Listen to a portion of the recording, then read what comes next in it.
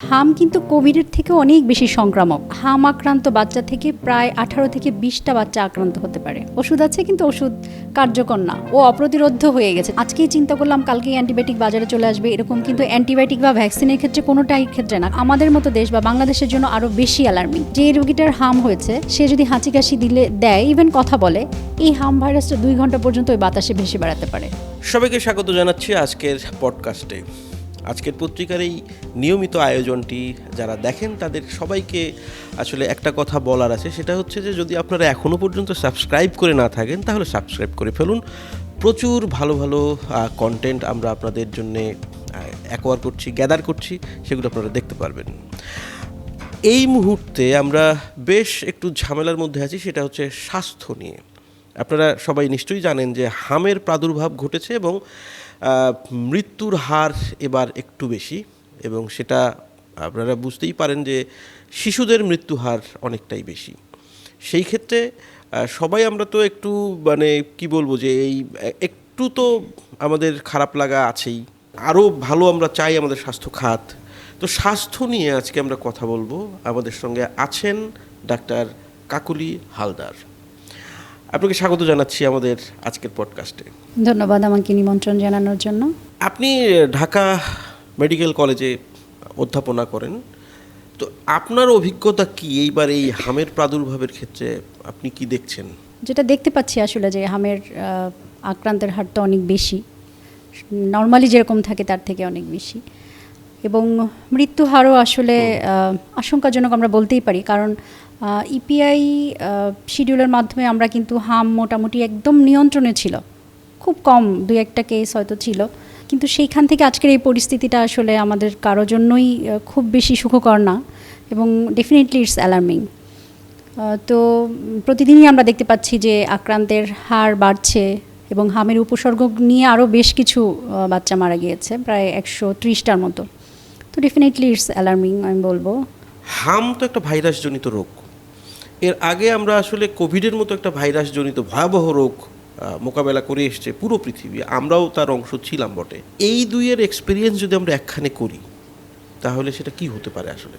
হাম ভাইরাস অনেক আগে থেকেই ছিল আমাদের দেশে। সেই 1979 সাল থেকে যখন থেকে ইপিআই শুরু হয়েছে তখন থেকে কিন্তু হাম ভাইরাসের বিরুদ্ধে ভ্যাকসিন দেওয়া হচ্ছে, এবং বেশ ভালো একটা জায়গায় আমরা চলে আসছি। ইপিআইয়ের অনেক সুনাম বাংলাদেশের মতো দেশে। হাম কিন্তু কোভিডের থেকে অনেক বেশি সংক্রামক। আচ্ছা। একটা হাম আক্রান্ত বাচ্চা থেকে প্রায় 18 থেকে 20টা বাচ্চা আক্রান্ত হতে পারে। আচ্ছা। এবং একটা মানুষের শরীরে যদি হামের বিরুদ্ধে অ্যান্টিবডি না থাকে, সেটা হোক তার ন্যাচারাল ইনফেকশন বা ভ্যাকসিনেশনের মাধ্যমে, সেক্ষেত্রে তার 90% সম্ভাবনা থাকে হাম হওয়ার। আচ্ছা। ঠিক আছে। এই যে আরেকটা ব্যাপার যেটা যে কোভিডের আমরা দেখেছি যে খুব দ্রুত মিউটেশন হয়ে বিভিন্ন ধরনের স্ট্রেইন চলে আসতো, বা যখন কোভিড আসছে, করোনা ভাইরাস আগেও ছিল, কিন্তু যেভাবে মিউটেশন হয়ে সে মানুষের জন্য ঝুঁকি হয়ে আসছে, ওই সময় আমাদের জন্য কোভিডের জন্য আসলে আমাদের হাতে কোনো ভ্যাকসিন ছিল না, কিন্তু আমাদের হাতে অলরেডি কিন্তু হাম ভ্যাকসিন অনেক আগে থেকে রয়েছে। তো আমরা আশা করব যে ভ্যাকসিনেশনটা যদি ঠিকঠাক মতো আসলে চলতো বা চলে, তাহলে খুব দ্রুত আমরা কিন্তু এটাকে কন্ট্রোল করে ফেলতে পারবো। তবে হামের ক্ষেত্রে তো বেশিরভাগ আমরা দেখছি যে বাচ্চারাই আক্রান্ত হচ্ছে, কারণ ওই যে বললাম যে আমাদের তো অনেক আগে থেকে ইপিআই শিডিউলের মাধ্যমে আমরা কিন্তু ভ্যাকসিনেটেড। ঠিক আছে। তবে বড়দের ক্ষেত্রে যদি হয় হাম কোনো কারণে, সেটা 20 বছরের পরে হলে সেটা কিন্তু বেশ গুরুতর সমস্যা তৈরি করতে পারে।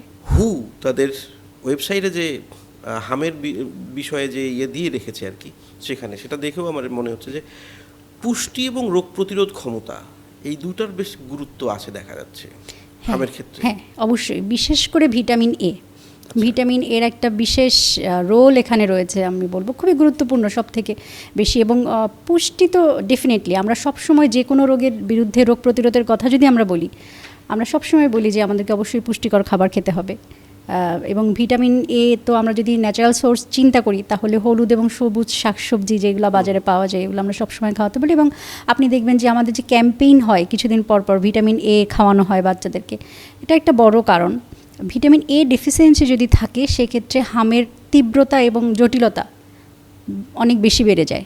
আচ্ছা। ঠিক আছে। এবং হাম ভাইরাসে আক্রান্ত হলেও ভিটামিন এ ডেফিসিয়েন্সি হতে পারে, কারণ এটা আমাদের যে ইন্টেস্টাইন বা আমরা যে খাদ্যনালী বলি, এই খাদ্যনালীতে এখানে প্রদাহ বা ইনফেকশন যেটা আমরা বলি, এটা করে এখানে যে আমাদের যে বডির আমরা যে খাবার দাবার খাই সেটা যে এখানে আমাদের খাদ্যনালীতে যে অ্যাবজর্ব হয় বা বডির যে শোষণ করে নেয়, এই জায়গাটাতে সে ব্যাঘাত ঘটায়।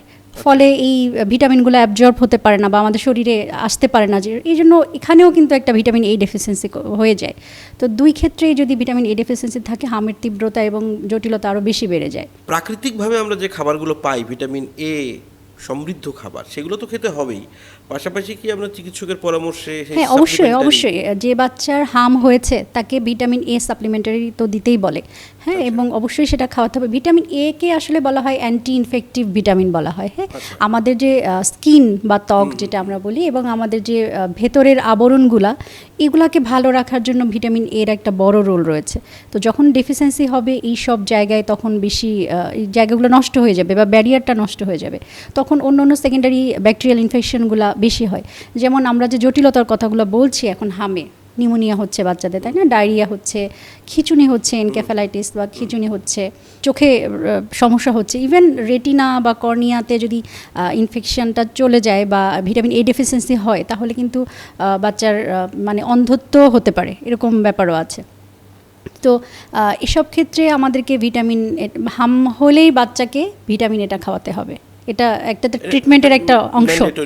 ট্রিটমেন্টের একটা অংশ। আচ্ছা, একটা জিনিস মানে সেটা হচ্ছে যে ধরুন খুব সহজে ভিটামিন এ কোন ধরনের খাবারগুলোতে আমরা পাই, যেটা খুব সহজে মানে আমরা আমাদের মানুষ খুব সাধারণ খাবারই কিন্তু ভিটামিন এ রয়েছে। আমরা ওই যে বললাম হলুদ এবং সবুজ শাকসবজি যেগুলা বা রঙিন শাকসবজি, যেমন আপনি যদি চিন্তা করেন গাজর, মিষ্টি কুমড়া, ঠিক আছে, তারপরে হচ্ছে পালং শাক, তারপর কলিজা, ডিমের কুসুম, এই ধরনের, এবং মানে দুধের খাবার যেগুলো, এগুলোর মধ্যে প্রচুর ভিটামিন এ রয়েছে। কিন্তু প্রতিদিন আমরা যেসব খাবার খাই সাধারণত সেগুলো খাবারে যদি একটু ভালো করে খাওয়া যায়, তাহলে ভিটামিন এর ডেফিসিয়েন্সি মানে ঘাটতিটা আসলে পূরণ করা সম্ভব। এবং এই সাথে শিশুদের তো যে ক্যাম্পেইনগুলো যখন হয়, তখন সেই সাথে যে বয়সের বাচ্চাদের যেভাবে খেতে বলা হয় সেগুলোও খেতে হবে সাথে।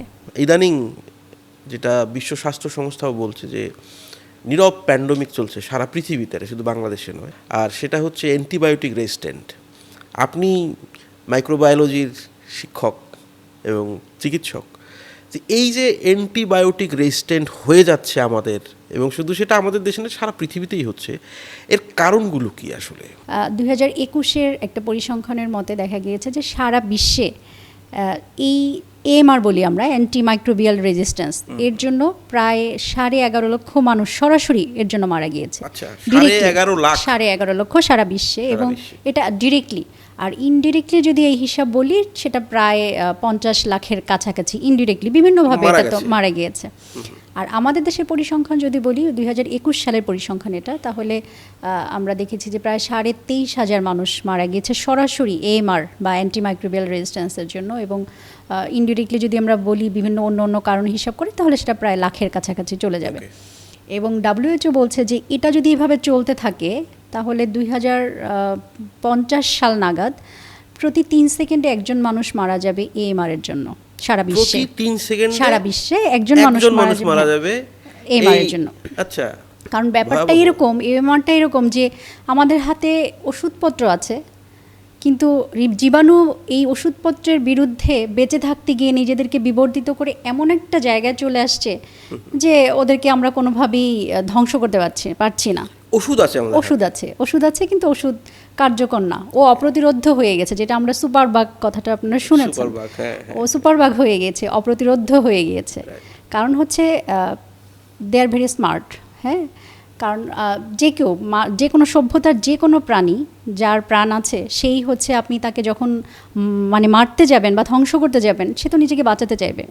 তো যখন আমরা অ্যান্টিবায়োটিক ওকে দিচ্ছি, ও বাঁচানোর জন্য নিজেকে বিভিন্নভাবে পরিবর্তিত করছে। এখন ধরেন আমরা যে অ্যান্টিবায়োটিকগুলো ব্যবহার করি, আসলে শুধু বায়োটিক না, অ্যান্টিমাইক্রোবিয়ালস বলতে ধরেন অ্যান্টিবায়োটিক যেগুলো ব্যাকটেরিয়ার বিরুদ্ধে কাজ করে, অ্যান্টিভাইরাস যেটা ভাইরাসের বিরুদ্ধে কাজ করে, অ্যান্টিফাঙ্গাল যেটা ফাঙ্গাসের বিরুদ্ধে কাজ করে, এবং যেটা প্রোটোজোয়ার বিরুদ্ধে কাজ করে, বা কৃমি, সহজভাবে যদি আমরা বলি কৃমির যে বিভিন্ন ধরন আছে, এগুলোর বিরুদ্ধে যারা কাজ করে অ্যান্টিপ্রোটোজোয়াল ড্রাগ বলি। তো এই 4টা সেকশন মিলেই আসলে অ্যান্টিমাইক্রোবিয়ালস। তো এদেরকে যখন আমরা একটা ড্রাগ এদের অ্যাগেনস্টে দেই আমরা, তখন এরা বিভিন্নভাবে পরিবর্তিত হয় নিজের বাঁচার জন্য। যেমন ধরেন ওরা কিছু কিছু এনজাইম রিলিজ করে যেগুলো ধরেন ড্রাগটাকে নিষ্ক্রিয় করে দিতে পারে, বা ওদেরকে নিষ্ক্রিয় করার জন্য ড্রাগটা ওদের শরীরের সাথে বাইন্ড করতে হয় কোথাও একটা জায়গায়। তো এই বাইন্ডিং সাইটটা ওরা চেঞ্জ করে ফেলে, ফলে হয়তো দেখা গিয়ে ড্রাগটা ওদেরকে চিনতে পারছে না। তারপর ধরেন ওর শরীরে যে অ্যান্টিবায়োটিকটা ঢুকবে, মানে রোগ জীবাণুর শরীরে ঢোকার যে চ্যানেলগুলো এগুলো ওরা ব্লক করে দিচ্ছে, কোনোভাবে ঢুকতে পারছে না, অথবা ঢোকার পরে কোনোভাবে ধাক্কা দিয়ে আবার বের করে দিচ্ছি, এরকম মেকানিজম ওরা তৈরি করে ফেলে। এটা যেমন হচ্ছে, আমরা নতুন অ্যান্টিবায়োটিক তো আবিষ্কার করতে পারছি না। 30 বছরে খুব বড় শক্তিশালী কোনো অ্যান্টিবায়োটিক কিন্তু আসে নাই। অ্যান্টিবায়োটিকের ব্যাপারটা হচ্ছে এরকম যে আজকেই চিন্তা করলাম কালকেই অ্যান্টিবায়োটিক বাজারে চলে আসবে, এরকম কিন্তু অ্যান্টিবায়োটিক বা ভ্যাকসিনের ক্ষেত্রে কোনোটাই ক্ষেত্রে না, কারণ এটা ট্রায়াল থাকে, বিভিন্ন ফেজ থাকে। হ্যাঁ, অ্যান্টিবায়োটিকের যে রেজিস্ট্যান্স প্যাটার্ন দিন দিন যেভাবে হচ্ছে এবং নতুন নতুন অনেক রোগ জীবাণু যেভাবে আসছে, এবং তাদের আমরা যেহেতু ল্যাবে কাজ করি, আমরা কালচার রিপোর্ট দিই। কালচার রিপোর্ট বলতে ধরেন একটা মানুষের যখন নমুনা পাঠানো হয়, ধরেন একজনের জ্বর হয়েছে, কিছুতেই বোঝা যাচ্ছে না যে কীভাবে জ্বরটা কেন হলো। এটা কিন্তু জ্বরটা যখন আমাদের ওই রোগীর নমুনা যখন আমাদের মাইক্রোবায়োলজি ল্যাবরেটরিতে পাঠানো হয়, আমরা ওখান থেকে কালচার করে আইডেন্টিফাই করি যে এখানে কী রোগ জীবাণু আছে। তারপরে আবার অ্যান্টিবায়োটিক ডিস্ক দিয়ে আমরা ওটাকে মেরে ফেলছি যে কোন অ্যান্টিবায়োটিকে এটা ধ্বংস হচ্ছে, তারপরে আমরা রিপোর্টটা দিচ্ছি। তো এই যে মানে যে রিপোর্টগুলো যে আমরা দিচ্ছি, এই রিপোর্টগুলো অ্যানালাইসিস করে আমরা যেটা দেখছি যে প্রতিদিন মাল্টি ড্রাগ রেজিস্ট্যান্স, তারপর হচ্ছে এক্সডিআর বলি আমরা, এক্সটেন্সিভলি ড্রাগ রেজিস্ট্যান্স, পিডিআর বলি, প্যান ড্রাগ রেজিস্ট্যান্স মানে ওই অর্গানিজমের এগেনস্টে কোনো অ্যান্টিবায়োটিকে কাজ করছে না, কোনো না, এরকম প্রায়শই আমরা পাচ্ছি। আমাদের আসলে খুব সামগ্রিকভাবে কি করা জরুরি আসলে, যেহেতু এটা একটা প্যান্ডেমিক এবং সেটা বিশ্ব স্বাস্থ্য সংস্থা অলরেডি ঘোষণা করে দিয়েছে, তো আমাদের কি করা উচিত?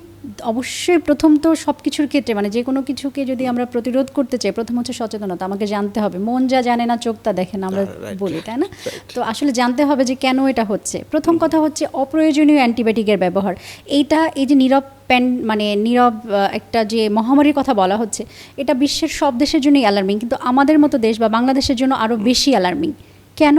কারণ হচ্ছে আমাদের দেশে অপ্রয়োজনীয় এবং অ্যান্টিবায়োটিকের অপব্যবহার এটা অনেক বেশি হচ্ছে। খুব সাধারণ সর্দি কাশি হলো, বাজারের দোকানে গেল, দোকানদার অ্যান্টিবায়োটিক দিয়ে দিল, হয়তো সেখানে ব্যাকটেরিয়া দিয়ে ইনফেকশন হয়নি, হয়তো সাধারণ ভাইরাস দিয়ে কিন্তু ইনফেকশনটা খুব সহজে, এবং আমি প্রথমেই আপনাকে হামের কথা দিয়ে বলছিলাম যে খুব দ্রুত মানে স্প্রেড করে কিন্তু ভাইরাস বেশি, ব্যাকটেরিয়া থেকে ভাইরাসের হাঁচি কাশির মাধ্যমে ভাইরাসের ছড়ানোর প্রবণতাটা বেশি।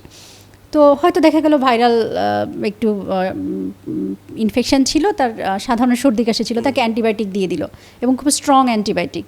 এখন এই অ্যান্টিবায়োটিক যেটা দরকারই ছিল না, এবং এই অ্যান্টিবায়োটিক কিন্তু শুধু যে রোগ জীবাণু আমার শরীরে ইনফেকশন করছে তাকে কিল করছে সেটা না, আমার শরীরে কিন্তু ভালো কিছু আমরা জানি যে নর্মাল ফ্লোরা বলি যে আমাদের শরীরে বা আমাদের খাবার হজম করার জন্য, ইভেন আমাদের স্কিনে, আমাদের সব জায়গাতেই কিন্তু কিছু ব্যাকটেরিয়া থাকে যেগুলো আমাদের শরীরের জন্য উপকার।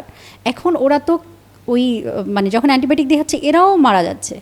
এরা মারা গেলে কি হচ্ছে, আপনার শরীরের রোগ প্রতিরোধ ক্ষমতা কিন্তু কমে যাচ্ছে, এবং তখন কি হচ্ছে যে রোগ জীবাণুগুলো আপনার শরীরে রোগ তৈরি করতে পারে তারা আপার হ্যান্ড নিচ্ছে, তারা হচ্ছে রোগ তৈরি করছে, অথচ আপনার হয়তো সবল হয়ে উঠছে তারা।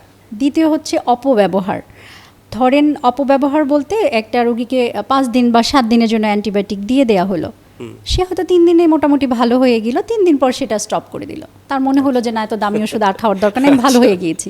কিন্তু অ্যান্টিবায়োটিকটা তো আসলে প্যারাসিটামল মতো না যে জ্বর ভালো হয়ে গেল এটা আমি বন্ধ করে দিলাম। এটা হচ্ছে আপনার শরীরে রোগ জীবাণুর সংখ্যা কমে গিয়েছে, এখন আপনি একটু বেটার ফিল করছেন, কিন্তু ওই ডাক্তার যতদিন আপনাকে দিয়েছে ততদিন যদি আপনি না খান, এটা পুরোপুরি আপনার শরীর থেকে হয়তো যাবে না।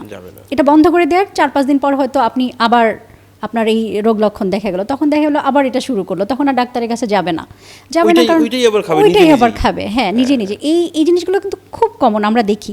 আরও ব্যাপার হয়েছে, হয়তো সে ভালো হয়ে গিয়েছে, তার হয়তো ড্রাগ কিছু রয়ে গিয়েছে, ওই পরিবারের আর একজনের হয়তো ওই একই রকম উপসর্গ, সে কী করলো, চিকিৎসকের কাছে না গিয়ে ওইটাই শুরু করে দিল। এই যে প্রবণতাগুলো, এটাকে আমরা বলছি ওষুধের অপব্যবহার। যেটা হচ্ছে এটা তো আমাদের মানে আজকে হয়ে গেছে বা 1 বছরে হয়ে গেছে তা নয়, আসলে আমাদের এই কালচারটা আসলে এই কালচারটা দীর্ঘদিনের। দীর্ঘদিন ধরে ঘটছে এবং দীর্ঘদিন ধরে ঘটার ফলে যেটা হচ্ছে আস্তে আস্তে বাড়ছে। আমি তো আপনাকে যেটা বললাম যে যত বেশি আপনি ওকে অ্যান্টিবায়োটিক দিবেন ও তত বেশি প্রতিরোধী হয়ে উঠবে, ও তত বেশি বাঁচার জন্য বিভিন্ন ধরনের চেঞ্জ হবে ওর শরীরে। তো এই যে হাসপাতালে যে জীবাণুগুলো পাওয়া যায়, আমরা বলি যে হসপিটাল অ্যাকোয়ার্ড ইনফেকশন বা হেলথ কেয়ার অ্যাসোসিয়েটেড ইনফেকশন বলে একটা শব্দ আছে, HAI আমরা বলি। যে আপনি ধরেন আপনার একটা পেশেন্ট হাসপাতালে ভর্তি আছে, আপনি সুস্থ মানুষ, তো আপনি ওনাকে টেক কেয়ার করছেন বা বারবার যাচ্ছেন। এখন ধরেন উনি যে বিছানায় শুয়ে আছে বা ওনার যে ফাইলটা, এইগুলো আপনি নাড়াচাড়া করছেন, বা আশেপাশে অন্য রুগী আছে, বিভিন্ন ধরনের রুগী আছে।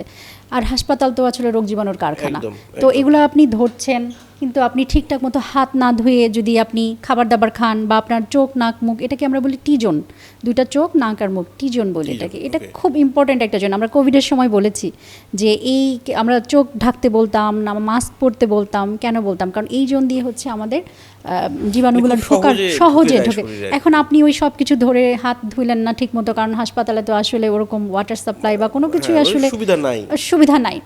তো এগুলা তাহলে কি হলো? আপনিও দেখা গেল ওখান থেকে আক্রান্ত হয়ে গেলেন। এই জীবাণুর সোর্স কি? আপনি কিন্তু সুস্থ ছিলেন। এই জীবাণুর সোর্স কি? হসপিটাল, তাই না?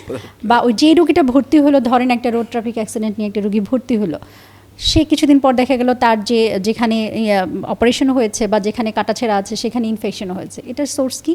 হসপিটাল।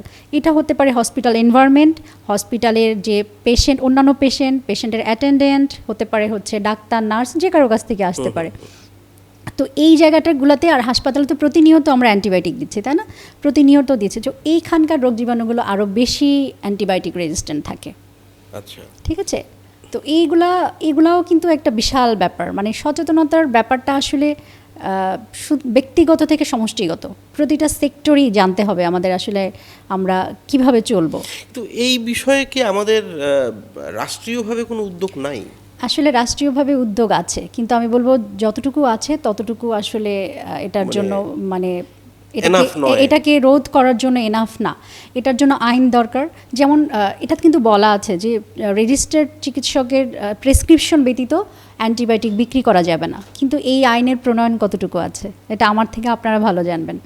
তারপরে ধরেন যে এই যে বলা হয় যে যত্রতত্র অ্যান্টিবায়োটিক বিক্রি করা যাবে না এবং খাওয়া যাবে না, এগুলো কিন্তু বলা হয়, কিন্তু আসলে প্রচারটা যতখানি স্ট্রংলি করা উচিত ততখানি স্ট্রংলি আসলে করা হচ্ছে না বা মানছেও না মানুষজন। ঠিক আছে? আচ্ছা, এই ক্ষেত্রে আমি একটু জানতে চাই যে এই যে আপনি বললেন একটু আগে যে অ্যান্টিবায়োটিকের একটা কোর্স আছে, কোর্স মানে এটা প্যারাসিটামলের মতো বা অন্য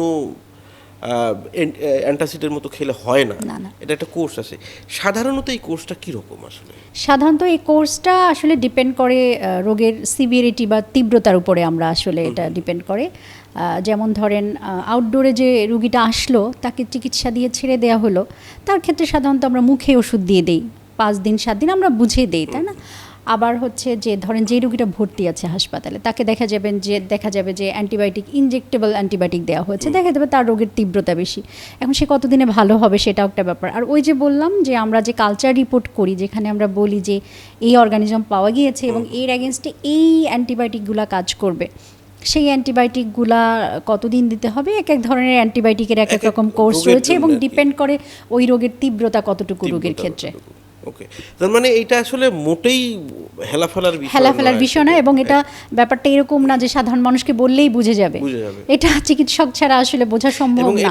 এটা মানে ইমপ্লিমেন্ট করতে গেলে একটু বোধহয় কঠোরও হওয়া উচিত। কঠোর, অবশ্যই যে কোনো আইন প্রণয়নে তো কঠোর হতেই হবে, এবং এটা আসলে কঠোর না হওয়ার মতো কিছু না। এটা এমন একটা ব্যাপারই যে বললাম যে ইন ফিউচার হয়তো দেখা যাবে যে আমাদেরই একটা রোগী, আমরাই তো এই রোগী, তো আমরাই আজ একজন আছে কাল আর একজন হবে, আমাদেরই কেউ আত্মীয় স্বজন বা আমরা নিজেরাই হব। তো দেখা গিয়েছে যে অনেক অ্যান্টিবায়োটিক আছে, টাকাও আছে, কিন্তু কাজ করছে না, অ্যান্টিবায়োটিক কাজ হচ্ছে না। মানে এইটাই হচ্ছে বোধহয় অ্যান্টিবায়োটিক থেকে নির্মম ঘটনা তো আসলে আর কিছু হতে পারে না। এটা যে আমার টাকা আছে, ওষুধ আছে, চিকিৎসক আছে, হাসপাতাল আছে, কিন্তু কাজ হচ্ছে না, মানুষ মরছে। এবং এটার মৃত্যু হার কেমন? মৃত্যুহার, এই যে আমি আপনাকে বললাম যে মৃত্যুহার তো আমাদের এটা আসলে তো গবেষণার বিষয়, কারণ হচ্ছে মৃত্যুহার শুধু আমি আমার ঢাকা মেডিকেল কলেজ হাসপাতাল দেখে বলতে পারবো না, এটা সামগ্রিক একটা ব্যাপার, সারা দেশের একটা ব্যাপার। আছে তো, ডেফিনেটলি আছে, অবশ্যই। এই যে আপনি আইসিইউ বলেন, বিভিন্ন জায়গায় দেখবেন যে ইনফেকশনে মারা যাচ্ছে, এমন একটা অর্গানিজম ওখানে ডিটেকশন হয়েছে যেটার এগেনস্টে কোনো মানে অ্যান্টিবায়োটিক কাজ করছে না, তো সেক্ষেত্রে তো আসলে আর কোনো কারণ থাকার দরকার নাই। হয়তো পুষ্টিটা বাড়িয়ে, রোগ প্রতিরোধ ক্ষমতা বাড়িয়ে, এভাবে কি কোনোভাবে হ্যাঁ অবশ্যই, সেটা তো আমরা বলি যে আমরা এই যে আপনাকে বললাম যে অ্যান্টিবায়োটিক বা অ্যান্টিমাইক্রোবিয়ালসের যে অপ্রয়োজনীয় অপব্যবহার এটা বন্ধ করতে হবে। তার পাশাপাশি আমার শরীরের রোগ প্রতিরোধ ক্ষমতা যদি ভালো থাকে তাহলে ডেফিনেটলি আমাকে রোগ জীবাণুগুলো কম আক্রমণ করতে পারবে বা খুব একটা সুবিধা করতে পারবে না। আমার শরীরের যে ইমিউন সিস্টেম ওকে লড়ে একটা সময় পর্যন্ত ওকে মানে নিষ্ক্রিয় করতে সেটা আমার শরীর মানে পারবে তাকে। আরেকটা ব্যাপার হচ্ছে যে ভ্যাকসিনেশন, যে ভ্যাকসিনগুলোর বিরুদ্ধে মানে অর্গানিজমগুলোর বিরুদ্ধে ভ্যাকসিন আছে সেগুলো অবশ্যই দিতে হবে। তাহলে কি হবে যে আমাদের রোগটা তো হচ্ছে না, আমরা রোগ প্রতিরোধ করতে পারছি, তাই না?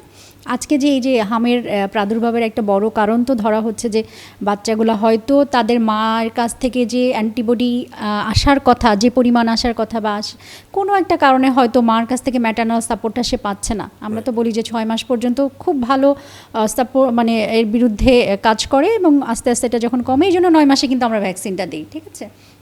তো এটাও একটা ইমিউনিটি গ্যাপের কথা বলেছি, এটা একটা কারণ হতে পারে যে হয়তো তার মায়ের শরীরে অ্যান্টিবডিটা ওরকম নাই বা কোনো কারণে সে হামের ভ্যাকসিন মিস করেছে অথবা একটা ডোজ দিয়েছে। কারণ একটা ডোজে বলা হয় যে আপনার 93 to 95% হচ্ছে আপনাকে প্রোটেকশন দেবে, কিন্তু সেকেন্ড ডোজ যদি আপনি দেন তাহলে এটা 97% পর্যন্ত আপনাকে প্রোটেকশন দেবে।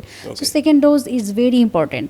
তারপর বুস্টারের কথা অনেকে জিজ্ঞেস করেন, কোয়েশ্চেন করে, আমি বলবো যে মানে যেটা বলা হয় আর কি, বুস্টারটা ইউজুয়ালি দরকার হয় না হামের ক্ষেত্রে, তবে যখন এরকম প্রাদুর্ভাব অনেক বেড়ে যায় তখন সেই সব এলাকায় যারা ঝুঁকিপূর্ণ কাজ করেন, বিশেষ করে ধরেন চিকিৎসকের মধ্যেও কিন্তু অনেকে আছেন যাদের ক্যান্সার রয়েছে, ডায়াবেটিস রয়েছে, যাদের শরীরে রোগ প্রতিরোধ ক্ষমতা কম কিন্তু হাম রোগীকে ডিল করতে হচ্ছে তাদের ক্ষেত্রে অবশ্যই বুস্টার ডোজ কিন্তু নিতে বলা হয়।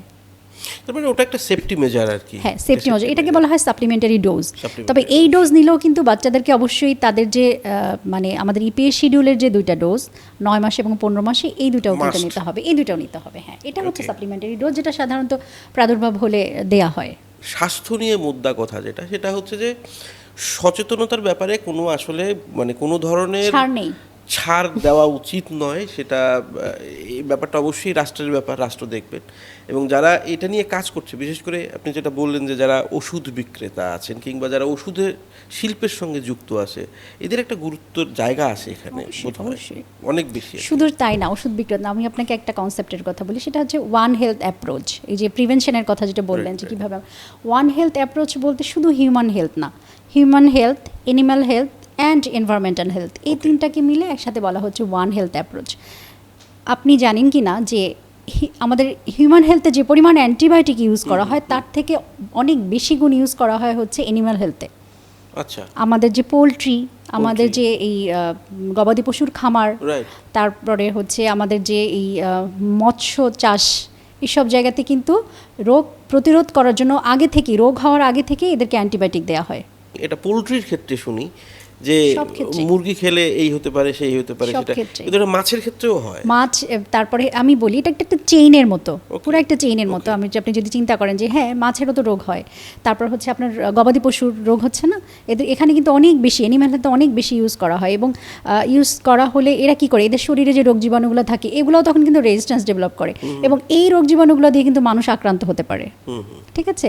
আবার এদের যে বর্জ্য, ধরেন হাসপাতাল বর্জ্য, তারপরে এদের যে বর্জ্য, হিউম্যান বর্জ্য, এগুলো কোথায় যাচ্ছে? সরাসরি নদীর পানিতে চলে যাচ্ছে, পুকুরের পানিতে চলে যাচ্ছে, তাই না? তো এইখান থেকে এই যে এইগুলো আবার হচ্ছে অন্য মাছে চলে যাচ্ছে, খাচ্ছে। আবার এই এই এই যে চেইনটা দেখেন, এই যে অ্যান্টিবায়োটিকের চেইনটা, এই পুরো মানে এখানে আবার অ্যান্টিবায়োটিক যাচ্ছে, আবার মাটিতে পানিতে থাকা যে রোগ জীবাণুগুলা সেগুলোর ক্ষেত্রে এই অ্যান্টিবায়োটিকগুলো কিছুটা হলেও কাজ করছে, ওরাও রেজিস্ট্যান্স হয়ে যাচ্ছে। মানে এটা একটা বিশাল চক্র আর পুরাটা একটা সাইকেল। এই যে বললাম ওয়ান হেলথ অ্যাপ্রোচ, আপনাকে যদি এটাকে প্রিভেন্ট করতে হয় তাহলে এই human health, animal health and হচ্ছে এনভায়রনমেন্টাল হেলথ, 3 জায়গাতেই আপনাকে কাজ করতে হবে। এটা তো তাহলে দীর্ঘমেয়াদী পরিকল্পনা এবং এটা খুব স্ট্রংলি হ্যান্ডেল করতে হবে। এটা যেটা হয়ে গেছে সেটা তো আসলে এত দ্রুত ফিরবে না, কিন্তু আমাদেরকে তো চেষ্টা করতে হবে। যেমন ধরেন WHO কিন্তু প্রতি বছর আমরাও এটা পালন করে থাকি, প্রতি বছর 18 থেকে 24 নভেম্বর পালন করা হয় হচ্ছে world antimicrobial resistance awareness week. হ্যাঁ, তো এই উইকে কিন্তু আমরা বিভিন্ন ধরনের প্রোগ্রাম করে থাকি, মানুষকে জানানোর চেষ্টা করে থাকি, লিফলেট বিতরণ করে থাকি, কিন্তু এতটুকুতে আসলে একটা সপ্তাহে, বছরের একটা সপ্তাহে এভাবে করে আসলে কিছুই হবে না। আর আমি তো জানি, আমরা যারা চিকিৎসা সেবার সাথে জড়িত আমরা কিন্তু জানি, কিন্তু আমাদের জায়গাটা হচ্ছে আমাদেরকে মানতে হবে, যে আমরা যা জানি আমাদের সেটা মানতে হবে, সেই মানানোর ব্যবস্থাটা আসলে করতে হবে, কারণ সবাই তো আসলে ওইভাবে মানছে না। দ্বিতীয় কথা হচ্ছে যে আমার যে রুগী এবং রোগীর যে লোকজন, আত্মীয় স্বজন যারা হাসপাতালে আসেন বা সাধারণ মানুষ যারা, সবাইকে এটা সম্পর্কে আসলে জানতে হবে এবং এর গুরুত্ব উপলব্ধি করাতে হবে। আর যে জিনিসটা আমি আসলে একটু জানতে চাই, আমরা শেষের দিকে চলে এসেছি, যে এই যে বিভিন্ন ধরনের তো শারীরিক সমস্যা আমাদের হচ্ছে, হয় আসলে, সেইখান থেকে বিশেষ করে ঢাকা শহরে আমরা যারা আছি, যেটা বলা হয় যে ঢাকা শহরের বায়ু খুবই দূষিত বায়ু, মানে আমরা আমাদের শিশুদের কিভাবে প্রোটেক্ট করতে পারি আসলে? বায়ু তো বায়ু, আমি আপনাকে খুব ছোট্ট একটা উদাহরণ দিই, সেটা হচ্ছে যে আমরা ঢাকা মেডিকেল কলেজের মাইক্রোবায়োলজি ডিপার্টমেন্ট বিভিন্ন রকম গবেষণার সাথেও যুক্ত, চেষ্টা করি আমরা যতটুকু পারি আর কি। তো আমরা একবার দেখেছিলাম যে ঢাকা মেডিকেল কলেজ হাসপাতালের আশেপাশে যে ফলগুলো বিক্রি হয়, এই ফলগুলো তো রোগীর আত্মীয় স্বজন তাদের জন্য কিনে নিয়ে যাচ্ছেন, তারাও খাচ্ছেন, কিন্তু মানে ঢাকা মেডিকেলের অবস্থা তো দেখেছেন কি পরিমাণ মানে ওভারলোডেড আমাদের এখানে। তো এই ফলগুলো যে সুন্দর করে ধুবে, এটা কেটে ছুলে খাবে, সেই পরিবেশ তো ওখানে নাই। অনেক সময় দেখা যাচ্ছে হয়তো না ধুয়েই খেয়ে ফেলছে। একদম। তো আমরা একটু দেখতে চাচ্ছিলাম যে এই যে খাচ্ছে, এটা কি কোনো সোর্স হতে পারে কিনা, কারণ এরকম গবেষণা আছে বাইরেও। তো আমরা দেখলাম যে এখানে যে রোগ জীবাণুগুলো আমরা পেলাম, ধরেন আঙ্গুর ধুয়ে সেখান থেকে সেই পানিটা, বা হচ্ছে আরও কমলা বা অন্য অন্য জায়গা থেকে যেটা আমরা দেখলাম যে এখানে যে রোগ জীবাণুগুলো আমরা পেয়েছি, সেগুলো 43% অ্যান্টিবায়োটিক রেজিস্ট্যান্স। 43%? এবং সেগুলো দিয়েও কিন্তু রোগ হতে পারে, মানে যে জীবাণুগুলো দিয়ে রোগীদের রোগ হচ্ছে, ওই একই রকম জীবাণু কিন্তু আমরা এখানে পেয়েছি। আচ্ছা। তো এটা হলো ফলের কথা বললাম। আর বায়ুর কথা তো বলছি আমি আপনাকে, বায়ু দূষণের হার কেমন এটা তো পেপার পত্রিকার মাধ্যমে আমরা জানছি। আবার এই যে হামের কথা আমি বলি আপনাকে, আমরা করোনার সময় বলেছি যে হাঁচি কাশি দিলে এটা ছড়াতে পারে, 6 ফিট দূরে থাকো, তাই না, মাস্ক পরো। এই যে হামের ভাইরাসটা, যে রোগীটার হাম হয়েছে, সে যদি হাঁচি কাশি দেয়, ইভেন কথা বলে, এই হাম ভাইরাসটা 2 ঘন্টা পর্যন্ত ওই বাতাসে ভেসে বেড়াতে পারে। 2 ঘন্টা পর্যন্ত, কারণ এটা কিন্তু ড্রপলেট, এটা এয়ারবর্ন ইনফেকশন। মানে ধরুন যে আমরা দুজন কথা বলছি, বা এখানে 4 জন মানুষ আছি, আমরা এখানে কথা বলছি, আমাদের কারো যদি হাম হয়, তাহলে এখানে সেটা জীবাণুটা 2 ঘন্টা পর্যন্ত ভেসে বেড়াবে। 2 ঘন্টার মধ্যে কেউ যদি এখানে এন্ট্রি করে, এইখানে সেও ইনফেক্টেড হয়ে যাবে। তো তাহলে বলেন বায়ুর অবস্থাটা, মানে বায়ু কত বড় ইম্পর্টেন্ট আমাদের। এই জন্য তো বলা হয় যে হাম ভাইরাসে আক্রান্ত কেউ হলে প্রথমত তাকে আইসোলেট করতে হবে, তাকে আলাদা ঘরে রাখতে হবে। আর ওই যে প্রথমে বলেছি আমি যে এটা মানে কোভিডের চেয়েও কিন্তু অনেক বেশি সংক্রামক, এবং এমন জায়গায় তাকে রাখতে হবে যেখানে বাতাস চলাচল আছে। ঠিক আছে, বাতাস চলাচল, মানে ওই বদ্ধ ঘরে যেন সে না থাকে, তার শরীরে প্রোটেকশন না থাকে, 90% সম্ভাবনা থাকে তার হাম জীবাণু দিয়ে সংক্রমণ হওয়ার। এবং বড়দের ক্ষেত্রে তো আমি বললাম যে জটিলতা হওয়ার সম্ভাবনা বেশি যদি শরীরের রোগ প্রতিরোধ ক্ষমতা কম থাকে। তো তাহলে বলেন বায়ুর অবস্থাটা এবং হাসপাতালের যে বর্জ্য ব্যবস্থাপনা যেরকম হওয়া উচিত, আমার মনে হয় যে এটা তো হয় না, এটা হয় না, আসলে হয় না। আমরা আশেপাশে যখন রাস্তা দিয়ে যখন হেঁটে যাবেন, আপনি ডাস্টবিনগুলোর অবস্থা দেখেন, ময়লা, ইভেন হাসপাতালের বর্জ্যগুলোও দেখা যাবে ছড়ানো ছিটানো, তাই না? তার মানে আপনি দেখেন এই কাজগুলোর সাথে তো আসলে মানুষ জড়িত, তাই না? তারা ঠিকমতো কাজটা করছে না। তাহলে প্রতিটা স্টেপে যদি সবাই সবার কাজটা ঠিকমতো করে, তাহলে অনেক কিছু থেকে কিন্তু আমরা বেঁচে যেতে পারি। আমরা আশেপাশে যখন রাস্তা দিয়ে যখন হেঁটে যাবেন, আপনি ডাস্টবিনগুলোর অবস্থা দেখেন, ময়লা, ইভেন হাসপাতালের বর্জ্যগুলোও দেখা যাবে ছড়ানো ছিটানো, তাই না? তার মানে আপনি দেখেন এই কাজগুলোর সাথে তো আসলে মানুষ জড়িত, তাই না? তারা ঠিকমতো কাজটা করছে না। তাহলে প্রতিটা স্টেপে যদি সবাই সবার কাজটা ঠিকমতো করে, তাহলে অনেক কিছু থেকে কিন্তু আমরা বেঁচে যেতে পারি। এই যে আমাদের হাম, এইটা এই মুহূর্তে আসলে এটা একটা প্রাদুর্ভাব হয়ে গেছে, সো সেটা নিয়ে একটু কথা বলা জরুরি, যে এইটাকে প্রোটেক্ট করার মানে ঠেকানোর বোধহয় একটা বড় পথ হচ্ছে আমাদের, আমরা করোনাকালে যে অভ্যাসগুলো তৈরি করেছিলাম, স্বাস্থ্যবিধিগুলো তৈরি করেছিলাম, মাস্ক পরা, হাত ধোয়া। আপনাকে একটা ছোট্ট ইনফরমেশন আমি দিই। বলা হয় যে আমরা যদি সঠিক নিয়মে হাত ধুই, এবং যে আপনাকে হাসপাতালের কথা বললাম যে হসপিটাল অ্যাকোয়ার্ড ইনফেকশন বা হেলথ কেয়ার অ্যাসোসিয়েটেড ইনফেকশন, এটা যদি হাসপাতালের সবাই সঠিক নিয়মে হাত ধোয় ঠিক মতো, তাহলে 40-60% এটাকে প্রিভেন্ট করা সম্ভব শুধুমাত্র হাত ধুয়ে। ডাক্তার কাকুলি হালদার, আপনাকে অনেক অনেক ধন্যবাদ আমাদের সময় দেওয়ার জন্য, আপনার ব্যস্ত সময় থেকে। আপনি যদি আমাদের দর্শকদের উদ্দেশ্যে কিছু বলতে চান। পৃথিবীতে বেঁচে থাকতে হলে আমাদেরকে আসলে এই রোগ জীবাণুর সাথে লড়াই করেই বেঁচে থাকতে হবে। তো সেক্ষেত্রে আজকে আমি ভালো আছি, কালকে কে আসবে তখন আমি আমার মতো করে চিকিৎসা নিব বা আমি তখন লড়াই করব, ব্যাপারটা এরকম না। সব সময়ের জন্য আমাদেরকে স্বাস্থ্যবিধি মেনে চলতে হবে। সবাই সুস্থ থাকুন, সুন্দর থাকুন এবং আজকের পত্রিকার সঙ্গে থাকুন, আজকের পডকাস্ট দেখতে থাকুন, শুনতে থাকুন।